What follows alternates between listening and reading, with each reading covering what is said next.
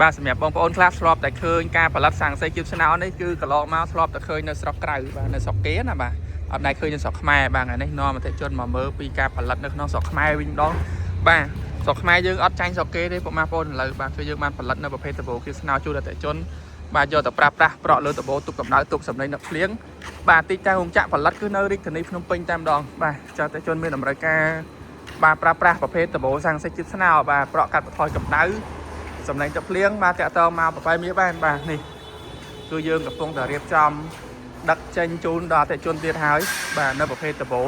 ប្រភេទជាងសាំងសីគៀបស្នោបាទនៅខាងនោះហើយនេះគឺប្រភេទជាងកម្រាស់មកទឹកបាទប្រភេទពណ៌ប្រផេះបាទហើយខាងនេះប្រភេទទ្វារដៃស្វិត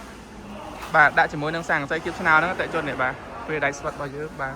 ហើយនេះគឺកម្រាស់7ហ៊ុនកន្លះប្រភេទស្នោសបាទសាំងសីពណ៌សតឡើងពីដែនតឡើងជាងបាទនេះអញ្ចឹងគឺយើងបានផលិតច្រើនខ្លាំងមែនទែនសម្រាប់អតិថិជន